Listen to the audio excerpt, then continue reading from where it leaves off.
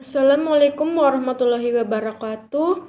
Perkenalkan, saya dari kelompok 1 yang beranggotakan saya Indah Lestari, Titis Pramesti, Putri Pripta Permata, Intan Ratna Dewanti, dan Rifki Abdul Aziz. Di sini kelompok kami akan membahas tentang gadai. Gadai adalah suatu hak yang diperoleh seseorang yang berpiutang atas suatu bergerak atau tidak bergerak.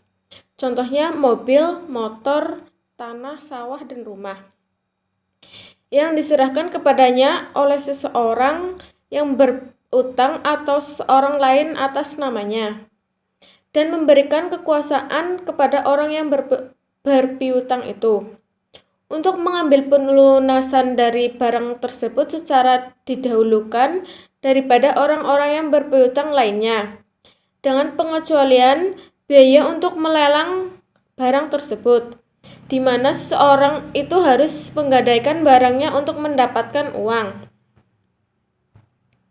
Lalu, gadai atas benda yang akan ada.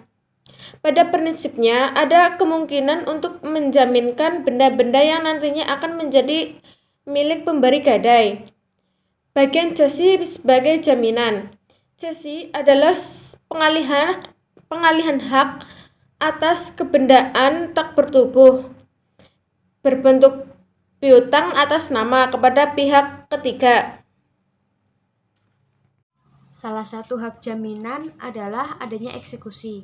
Eksekusi dapat dilaksanakan pada benda yang bisa dipindah tangankan. Tapi seiring berkembangnya dunia perkreditan, terdapat pula surat gaji dan surat pensiun yang bukan merupakan benda yang dapat dipindah tangankan, akan tetapi dapat diterima oleh bank-bank tertentu sebagai jaminan kredit. Prosedur mengajukan gaji dan pensiunan sebagai gadai. Yang pertama, memberikan surat gaji, surat pensiun, dan surat kuasa kepada pihak bank. Surat kuasa tersebut telah ditandatangani oleh bendahara kantor permohonan kredit sebagai pemberitahuan. Surat kuasa tersebut bersifat mutlak, akan tetapi kedudukannya sangatlah lemah karena gaji dan pensiunan bersifat pribadi atau individu, sehingga apabila yang bersangkutan mati atau meninggal, maka akan berakhir pula gaji dan pensiun tersebut. Setelah mengajukan 3 surat tersebut ke pihak bank, maka kita akan menunggu dan kita disebut sebagai penerima kredit. Assalamualaikum warahmatullahi wabarakatuh. Saya Putri Pripta Permata. Untuk selanjutnya mengenai pembahasan kali ini yaitu mengenai contoh kasusnya. Contoh kasusnya seperti dilakukan oleh seorang PNS bahkan anggota polisi yang menggunakan SK pengangkatan dengan alasan kebutuhan hidup seperti membeli motor, mobil atau kebutuhan yang lainnya. Jika SK mereka digadaikan, maka mereka mendapatkan gaji bisa setengah dari gaji pokok atau tidak dari setengahnya.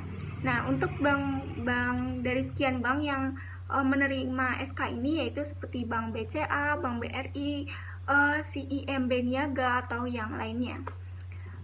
Yang selanjutnya yaitu mengenai larangan memiliki benda jaminan secara otomatis. Hal ini tertera dalam pasal 1154 KUH Perdata bahwa apabila si berutang atau si pemberi utang tidak memenuhi kewajibannya, maka tak diperkenankanlah si berpiutang memiliki barang yang digadaikan. Segala janji yang bertentangan dengan ini yaitu batal. Artinya apabila debitur atau pemberi gadai tidak memenuhi kewajiban-kewajibannya, maka kreditur tidak diperkenankan untuk mengalihkan benda gadai tersebut untuk menjadi miliknya.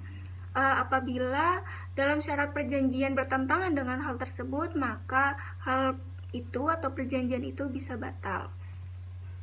Larangan untuk memiliki benda jaminan secara otomatis. Jika debitur wan prestasi, benda tidak otomatis menjadi milik kreditur, tetapi dapat memperjanjikan. Pertimbangan Pengadilan Tinggi dibenarkan Mahkamah Agung bahwa asas hukum perjanjian pinjam meminjam barang atau uang dengan jaminan barang melarang untuk menentukan bahwa dalam hal wan prestasi dari yang berhutang, barang jaminan otomatis menjadi hak milik yang berpiutang. Maka klausa dalam perjanjian di atas yang isinya secara otomatis barang jaminan milik pihak berbanding apabila pihak pembanding tidak dapat mengembalikan emas murni sebanyak 100 gram pada waktu yang dijanjikan adalah batal dan tidak mempunyai kekuatan hukum mengikat. Menurut Mahkamah Agung atau MA, yang pertama, hak milik tidak otomatis berpindah pada kreditur, tetapi masih diperlukan perbuatan hukum lainnya yaitu penyerahan. Yang kedua, perjanjian hutang piutangnya berlaku tetapi klausanya menyebutkan batal demi hukum, diatur dalam pasal 1154 KUH Perdata. Yang ketiga, bermaksud melindungi kepentingan dari para peminjam uang dalam posisi lemah. Yang keempat, menghindari keadaan di mana kreditur mengharapkan debitur wan prestasi. Assalamualaikum warahmatullahi wabarakatuh. Perkenalkan, nama saya Rifki Abdul Hafiz. Saya di sini akan melanjutkan presentasi mengenai gadai. Namun ada kalanya larangan seperti menjadi posisi kreditur menjadi sulit untuk jaminan-jaminan tertentu itu tidak perlu. Dan itu berkaitan dengan kasih sebagai jaminan. Pasal 1154 KUH Perdata, kasih sebagai jaminan menyalahi ketentuan pasal 1154. Tetapi maksud sebenarnya larangan seperti itu tidak dimaksudkan untuk tagihan-tagihan atas nama, karena disebutkan nilai nominalnya, sehingga kesempatan kreditur untuk mendapatkan keuntungan menjadi tertutup. Contohnya seperti tagihan listrik, tagihan kartu kredit, dan tagihan internet. Yang kedua, pada benda yang nilainya ditentukan oleh hasil penjualan. Di sini ada kemungkinan dan kesempatan kreditur untuk main harga. Contohnya seperti perhiasan, rumah, mobil, dan motor. Kemudian, adanya larangan untuk memperjanjikan sebelumnya. Sebelum debitur wan prestasi, kreditur dan debitur membuat perjanjian sesudah adanya wan prestasi bahwa kreditur akan mengoper benda gadai dengan imbalan pelunasan hutang debitur. Itu tidak dilarang. Kemudian, contoh kasus.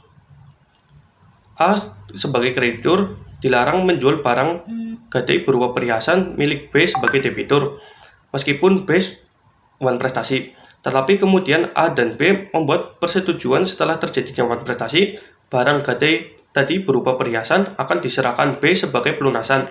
Maka A dapat menjual barang tersebut sebagai pelunasan.